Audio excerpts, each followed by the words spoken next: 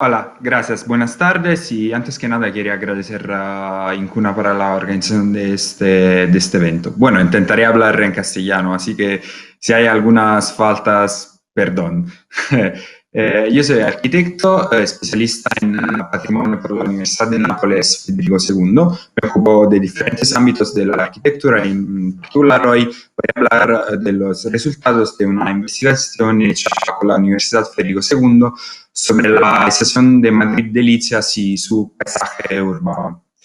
Me gusta empezar por una reflexión de Renato Bocchi que habla del paisaje y entonces podemos decir también del paisaje industrial y urbano como de un palincesto que es hecho por la superposición de signos, huellas y memorias. Entonces ver el proyecto como una sobreescritura que interpreta este palincesto. El trabajo de investigación se ha desarrollado a través de una primera fase de interpretación del monumento, entonces del edificio y de los edificios que componen el complejo de Delicias y sacando unos elementos que luego se han puesto en valor con el proyecto. Nos encontramos en Madrid y el tejido y la morfología de la capital puede ser vista como hecho por la superposición de las vías de comunicaciones, y entre estas la red del ferrocarril, y también por la división en distritos y barrios, y entre estos, sobre todo del distrito de Arganzuela, donde encontramos el barrio de Delicias. Como podemos ver en la imagen, Delicias, la antigua estación de Delicias, ahora se coloca casi como una esquina y se configura como un vacío urbano en el medio del barrio de Delicias y que divide esta parte de la ciudad. Barrio que está hecho, como podemos ver al lado, a la derecha, por la superposición de diferentes redes, como la de las comunicaciones, la red natural, infraestructural, y que componen esta parte urbana de la ciudad. Esta zona, antiguamente, históricamente, fuera de las murallas del antiguo Madrid, con el reinado de Carlos III en el siglo XVIII se configuró y se organizó con la realización de un tridente de inspiración barroca y la realización del Paseo de las Delicias, el Paseo de Santa María de la Cabeza y de la Ronda de Rocha. Aún así, pero en estos años, esta parte de la ciudad se configura todavía como una zona semirural y periférica. Será solo, de hecho, con la segunda mitad del siglo XIX, con el plan de Castro y su visión política y social, que esta zona de la ciudad adquirirá l'aspecto de una zona industrial y obrera. Aspecto que será consolidado con la realización del ferrocarril. Entonces, la llegada del tejido del ferrocarril en esta zona de Madrid y la construcción de la estación de Delicias.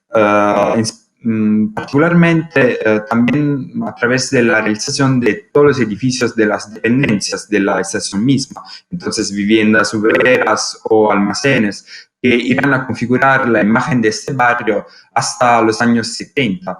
cuando la estación será cerrada, será cerrado el servicio de transporte de viajeros y de mercancías y empezará un declino de esta zona de la estación de Madrid. De hecho, podemos decir como este patrimonio a lo largo del tiempo será amenazado por las lógicas económicas y políticas contemporáneas y que provocará la desaparición sistemática de muchas estructuras de esta estación. Como podemos ver en este esquema, todas las amarillas ahora mismo han desaparecido y dejando hasta hoy una zona donde solo reina de una manera el abandono y una falta de visión general. Entre todos los edificios, pero claramente la permanencia más importante y más interesante es la nave de viajeros. Nave de viajeros, como podemos ver de las imágenes, se configura como un edificio típicamente la huella de la arquitectura en hierro y vidrio del siglo XIX y que es realizado por Émile Cachelèvre, inaugurato nel 1881, y un edificio constituido por una nave central en la zona de los Andenes y dos naves laterales, una para las llegadas y una para las salidas. A lo largo del tiempo, este edificio se ha afectado por muchos cambios, sobre todo en las partes laterales, que compartirán de vez en cuando el espacio, dejando entonces, destruyendo la imagen original de la concepción espacial de las naves laterales y dejando pero más o menos intacta la zona central. Esto hasta los años 70, como hemos dicho, cuando la estación dejará de ser utilizada para el transporte de viajeros, y desde este punto, desde este año, en los años 80, luego parte de la estación será utilizada como museo de ciencia y tecnología por unos años, y luego de museo de ferrocarril, y actualmente es todavía museo del ferrocarril, pero dejando unas zonas sin una visión y una utilización adecuada, el que ha hecho sí que se tuviesen zonas con problemas de conservación. Como hemos dicho, Madrid de Leeds se representa como un ejemplo paradigmático de la arquitectura de las estaciones del ferrocarril en el siglo XIX, una tipología que será, como dirá Pevsner, emblemática de esta nueva arquitectura innovadora y una de las aportaciones mayores de la arquitectura del siglo XIX. Esos edificios, las estaciones, se dividirán entre modelos que tendrán un marco característico inglés, utilizando modelos historicísticos, como por ejemplo la estación de St. Pancras, y por un lado, y por el otro lado, edificios que tendrán una carga innovadora mayor, como por ejemplo la Gare du Nord de París. En este caso, por ejemplo, en España es interesante ver cómo se tendrán las dos actitudes de una manera u otra en el mismo edificio, en las dos fases de la estación de Atocha.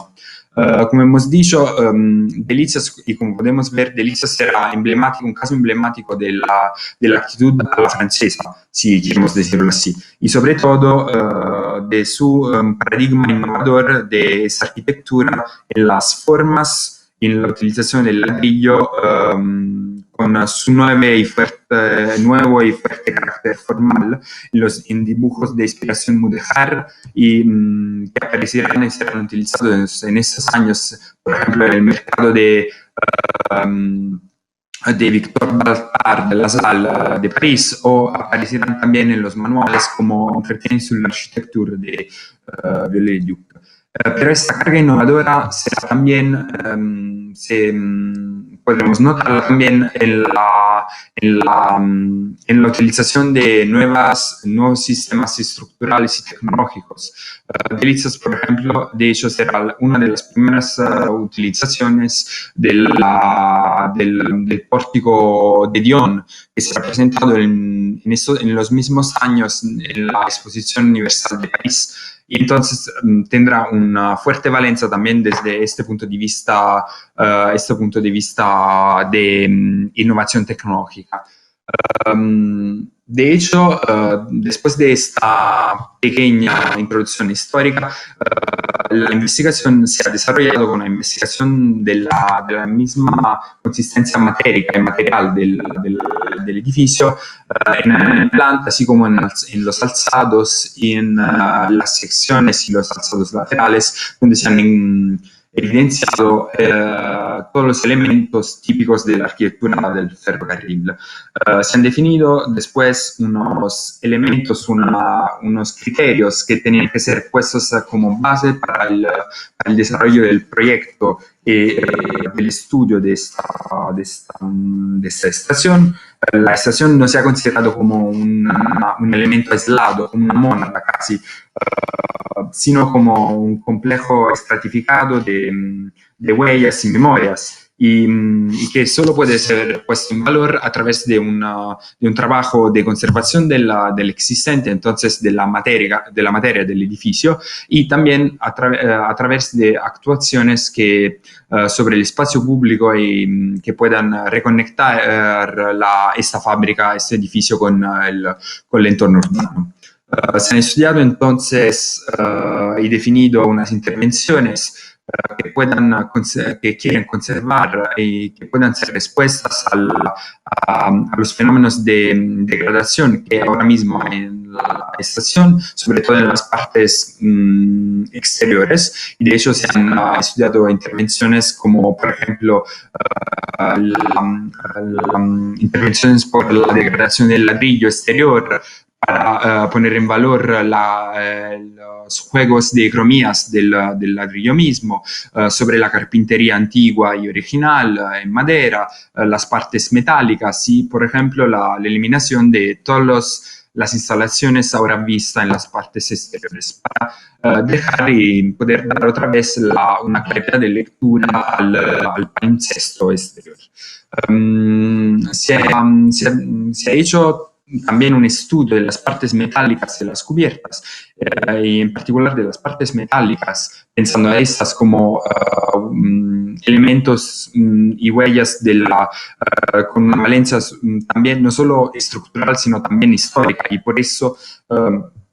con la intención de conservar lo máximo posible de estas partes, y por las cubiertas que ahora en las partes laterales se han sustituido en los años 90 con cubiertas en paneles de fibrocemento, y que el proyecto propone de sustituir con cubiertas metálicas, subrayando la importancia iconográfica de estas cubiertas en el entorno urbano de la ciudad. Se han definido luego unos criterios de intervención. La estación aún expresa su papel original en el tejido urbano, y por eso se ha pensado a un edificio mundo que pueda albergar una constelación de funciones y que puedan abrirlo a la ciudad, confirmando funciones como las de ahora, entonces la función del museo y espacios para asociaciones, y integrando también espacios para la realización de receptivos y educacionales. El proyecto así quiere recuperar en algunos espacios, en la zona del antiguo Villegas, la que era la concepción original de la estación, eliminando unos elementos que se han añadido a lo largo del tiempo, y realizando unos elementos suspendidos que puedan así permitir dobles alturas y nuevas perspectivas. Bueno, la nueva polaridad que se crea a este edificio, no solo con su estudio, sino también con su propuesta de intervención, no ha podido evitar también un estudio de lo que es la zona de la antigua estación en general, y entonces de todo el complejo, el conjunto de la estación de Delicias. Sobre de cuánto está pasando en la pandemia en los últimos meses. De hecho, en los últimos meses, nuestras ciudades, que se pueden ver como la celebración de nuestra civilización y de la idea misma de urbanidad, vista como la idea de compartir espacio y tiempo, han sido puestos en duda, y nos han enseñado sus límites. Por eso, la revalorización de las calles y del espacio público, de los parques y de los jardines, puede ser vista guía para el futuro de las ciudades. Y en este sentido, se ha leído el espacio de la estación de Delicias en sus relaciones, las relaciones del límite entre el espacio de la estación y el entorno urbano, a través de la individuación de elementos arquetípicos, como por ejemplo la línea, o sea, los andenes, la estructura urbana, como zonas que ahora mismo están estructuradas como pequeños parques y zonas residenciales, y el espacio. Entonces, zonas de transición con la ciudad. Y esa heterogeneidad se ha elegido dejarla y ponerla en valor una propuesta de proyecto, que puede ser una llave de lectura para este espacio, en general para los espacios industriales en el medio de la ciudad. Y entonces retomar una centralidad de ese espacio a través de de conexiones verdes que puedan crear un patchwork de paisajes. Entonces, como un tejido de diferentes paisajes con diferentes niveles de naturalidad y como por ejemplo huertas urbanas o parques o espacios públicos que puedan dar otra vez vida a esta parte de la ciudad y puedan abrir esa parte de la ciudad al entorno. Y acabo con una reflexión de Manuel Ares Mateus, que también en este caso ve el proyecto como una superposizione, una asimilación de elementos que vienen del estudio, de un estudio previo y que tiene como objetivo lo de crear una continuidad entre los elementos y crear entonces esa continuidad de lectura y nuevas relaciones entre los elementos existentes. Gracias.